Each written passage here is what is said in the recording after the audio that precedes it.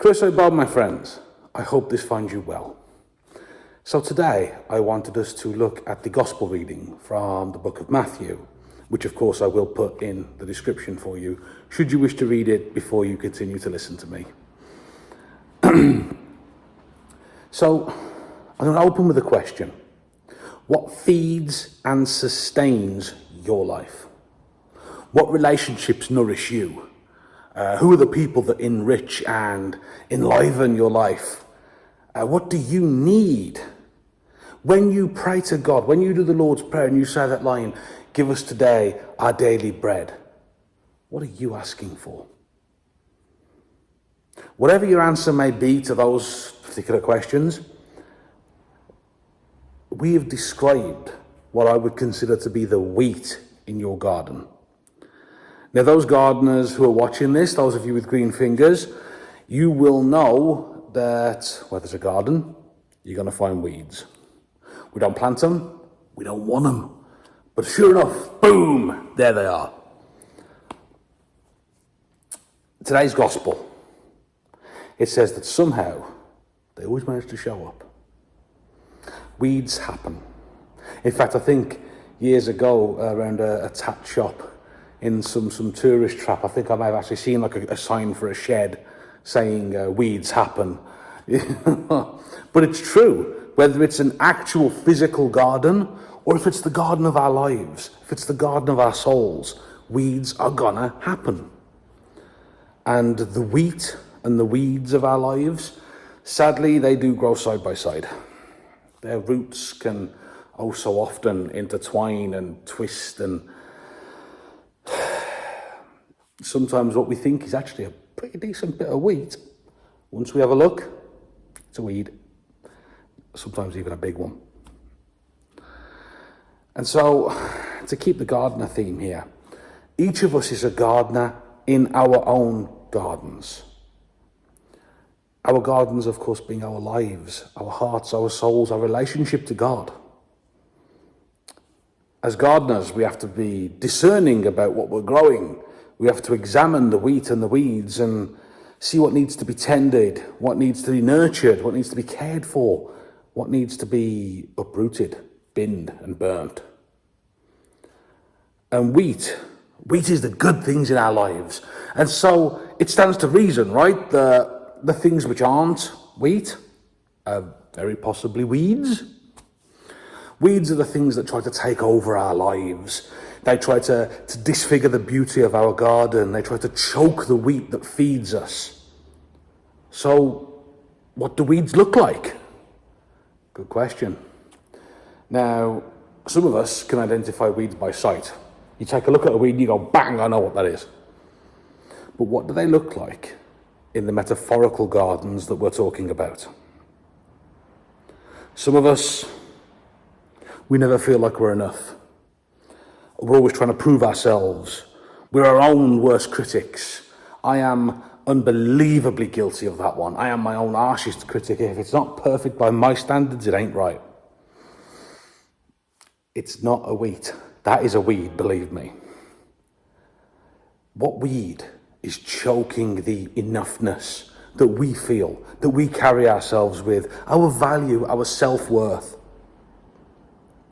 And sometimes, maybe quietly or not so quietly, we may have celebrated someone else's failure.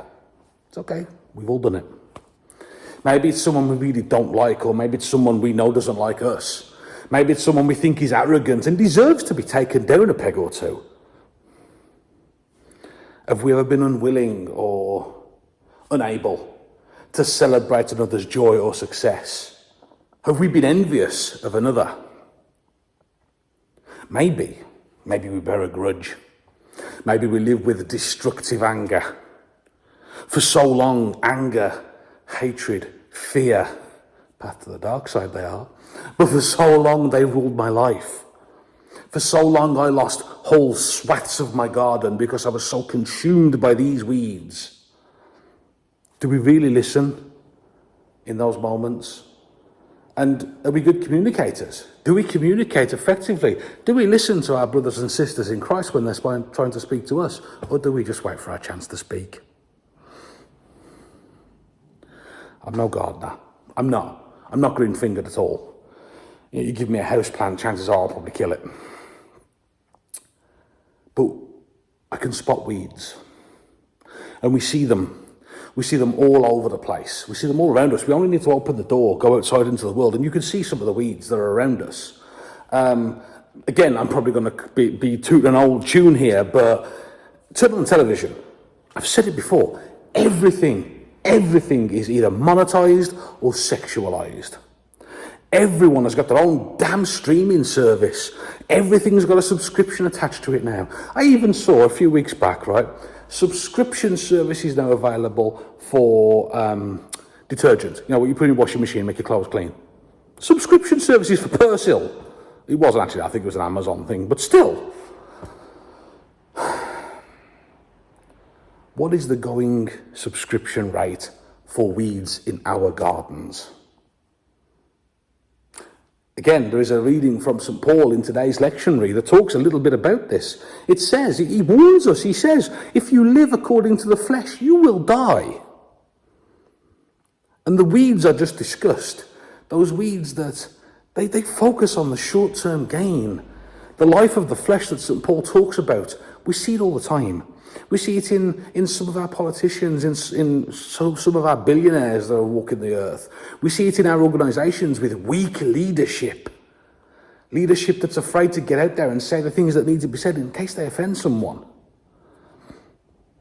These short-term, instant gratifications, they're not wheat. They're not what Jesus meant when he talks about his angels coming to gather up the harvest. It's not enough, though, my friends, to simply spot the weeds. We've got to actively look for them. We've got to get out there and scan our gardens and look for these weeds. We've got to uproot them where we find them. And sometimes uprooting a weed, it can be painful. It can hurt. It can come at a massive cost. You see, sometimes the soil, it's nice and settled, and that weed is oh so deep. And so we have to disturb it a great deal. We've got to uproot that weed. But my brothers and sisters, if you leave that weed long enough, it will do more harm than good. It may in the end consume the garden and leave no room for wheat. Believe me, I know. Jesus was the landscaper I had to call in order to rescue my garden. My friends, my brothers, my sisters, do not let it get to that point. Find the weed, and uproot it. Keep the weed, uproot the weed. Find the weed and uproot it. Yes, it'll cost, of course. Yes, it will mean upheaval, it will mean disturbing the soil, but once it's gone, wheat can grow in its place. The soil can heal, and we can enjoy a garden that's rich, abundant with life and nourishing to us and indeed to those around us. And so, my brothers and sisters, let's take a look at our gardens today. Let's see what we can see. Let's find one weed that we can start on today. Take a moment. This is going to sound like an American pastor of me, but take a moment. Take a moment. Think of a weed. Now name it. Name that weed. Do it out loud or do it quietly to yourself. Either way. But name that weed. Now grab it. Grab it hard. Grab that sucker. Grab it hard. Hands around it nice and tight. And pull. Don't let go. Pull. Roots and all, because my friends, it has got to go. I hope this has helped. And of course, as always, please do feel free to engage. I will reply as often as I see them, because YouTube doesn't tell me when I've got things on here, like comments or anything like that. But I hope this has helped, my friends. Remember, tend the wheat, pull the weeds. You're never alone. However much you have to disturb the soil, however much you've got to pull things away, you don't do it alone, I promise. He is with you. And if you need it, so are we. God bless, my friends, and take care.